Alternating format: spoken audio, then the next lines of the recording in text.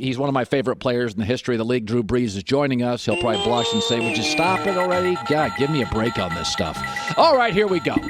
So, it's funny. I'm looking at all your records, and I just said before you got here, I'm like, what doesn't he hold? You're not really a records guy. You're a win guy. You're not about the numbers and stuff. You're a win guy. But is there one stat, Drew, that you look at and you're like, I'm proud of that? That one means a lot to me. Well, that's a tough question. I think the statistics that just show consistency over a long period of time, because I think that's what you strive for. I think that that's what drove me, each and every offseason and each and every season was, how can I get better? How can I continue to, become more efficient? How can I be a better leader? And, even to the most minute details of how that might change your routine or your approach, for each and every season.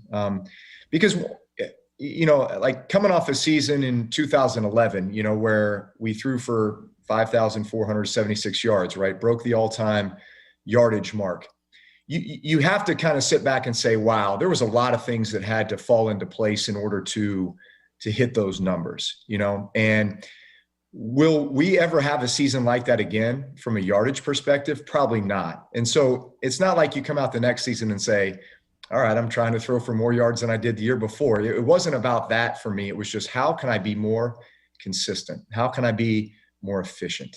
How can I improve upon so many of the little things that just might result in one more win here, one more win there, to help us achieve the ultimate goal?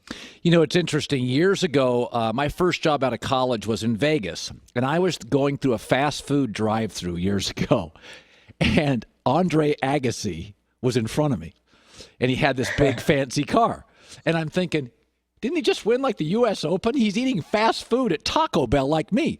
But it was a long time ago, okay? I'm an older guy, right? And then, and I remember talking to him about that. He goes, man, I burned so much. He goes, I'm eating all day. So you've played long enough where about halfway through your career, Drew, the nutrition thing became a real talking point. Or did you come out of Purdue and were you already into that stuff? Or did the longevity part, the diet part, halfway through your career? Because I hear about Russell Wilson now and I think, well, of course he does it because everybody does it now. They eat right. But go back to your early career and your late career. Was it different, all the efficiency stuff, the diet stuff, the nutrition stuff?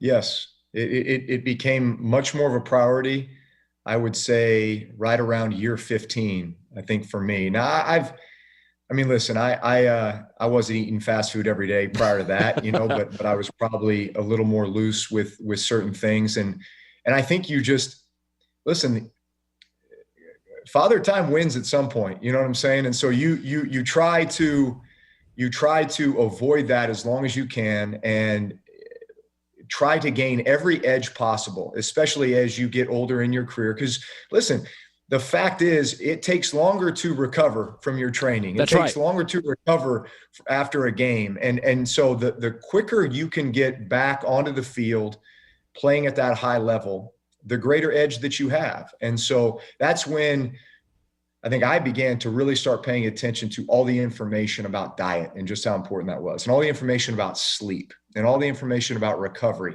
And then you really begin making that part of your routine, just like you would going to practice or going in the weight room or the actual work itself. The recovery became just as important or more important. And so I would definitely say that became a huge priority, especially over the last 5 years of my career. You probably helped more than any. You have a Steph Curry quality. Steph Curry's gotten guys drafted. I mean, Trae Young gets drafted because of Steph Curry. You were the guy that wasn't 6'4". And so I always think a lot of guys have said, well, he's kind of like Drew Brees. That's always the fallback. Somebody a couple years ago, they say he's going to be the next Drew Brees. And I was like, give me a break. There is no next Drew Brees. He's 101. Give me a break. But it makes me think, who were you compared to the month before the draft? Who were you getting? Fran Tarkenton or something? Who? Yeah. So here's the irony. If you would have asked me prior to me getting drafted, maybe kind of going up through high school and college, who I most maybe tried to emulate or thought that I was most similar to in regards to my playing style or who I was trying to be, I would have said Doug Flutie. Wow. Doug Flutie. And ironically, I get drafted to the San Diego Chargers in the second round. And guess who was starting? Doug Flutie. And so I can honestly say that Doug was so influential for me early in my career. He was such a great mentor. He was one of those guys who I really feel like did not get the credit he deserved as a player. And hence his journey, right? He comes into the NFL, and yet so many question marks and doubts based on his size, right? He was 5'9.5", 5'10", maybe. So he has to go to Canada and just keeps winning, keeps balling, gets an opportunity to come back to the NFL, Buffalo Bills for a few years. Then he comes to the Chargers, and that's where I had a chance to spend 4 years with him. But Doug was doing things back then that nobody was doing. I know. Doug Flutie invented the back shoulder throw, or at least certainly the term that we use in regards to back shoulder. Doug was doing that before anybody was talking about it. He doesn't get credit for that. But I'm telling you, I know I developed that skill from being with Doug Flutie. And that's a skill that carried me through my whole career. I don't have those records you just read off if it wasn't for Doug Flutie or the back shoulder throw. So that's just one small example of what Doug meant to me in my career and how he was a real pioneer and he was a real trailblazer. And listen, it was an honor for me as I kind of went through my career. I remember when Russell Wilson came out in 2012, and I think there was a lot of comparisons starting to be made about him and me, really based on size, athleticism, that kind of thing. And Russell even came out and said it. Hey, Drew Brees is one of the guys I watch. And that was a big honor for me, thinking, man, I never thought that I'd reach a point in my career where I've got guys coming out saying, yeah, I'm emulating my game after him. Or, this guy, because of his size and what he's been able to achieve, has now opened some doors for guys like me. But I take great pride in that. But I'll say, I'll be the first one to tell you that there were guys that came before me that were that influential for me. Yeah. It's funny. I was saying before you came on, I said, everybody needs a kingmaker. And, you were overlooked by a lot of people. Nick Saban would be coaching in the NFL now if the team doctor had let Nick Saban have you. He would not be at Alabama. The football world would not look the same today. But then you find Sean Payton. And he's your kingmaker. You finally have a driven, aspirational, brilliant guy. Go back to the first time you met him. Where was the moment for you, Drew? Maybe you're driving home to your family. Maybe it's a practice where you thought, okay, I found my guy. That this is different. That you just knew. It may not have been a game, but you were sitting there thinking, God, I've worked my whole life for this. I found my guy that cares as much as I do, and he gets me. He appreciates me, gets me. Do you remember that moment? Well, that was very quick. And honestly, it was probably one of the first meetings we ever had in person. When I was going through that process with Miami and New Orleans, when I came to visit the New Orleans Saints, I remember walking into our offensive staff room at the time. It was just me and Sean.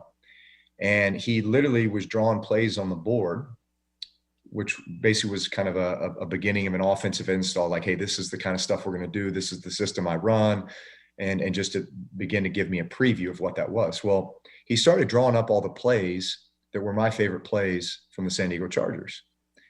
And I said, wow, you all run the same, scheme or a lot of these same plays? And he said, no, I've never done these before, but I know you do them and you do them well. And we're building this thing around you.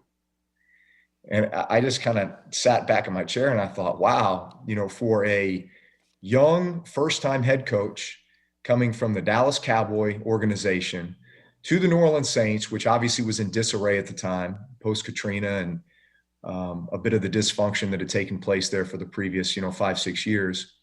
I thought he would be coming in with this Parcells, my way or the highway, like, this is my system, you're going to learn it, you're going to run it, But it was very much a collaboration. It was very much him looking at me and saying, man, we're building this thing around you.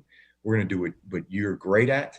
And for me, that's when I immediately felt like this is the match. Oh, that's great. Hey, by the way, Drew is going to be part of the GM of the Lowe's home team. That's a good company, by the way. I go there a lot. A group of players, Lowe's Associates, nonprofit organization coming together to give back and help make homes better for all in the communities around the country. Talk about it, Drew.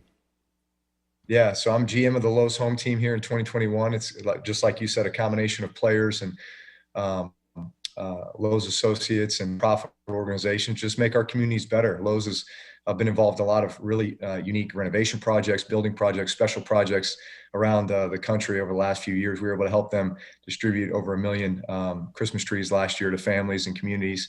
So really a great campaign, and excited to be a part of it. Well, you're a great storyteller. That means you're going to be a great broadcaster, because that's mostly what it is. I couldn't be happier for you. An honor to watch you. You've always been great to me whenever we call, and I root for you, and I can't wait, and I hope to talk soon, Drew. Colin, thank you. You too.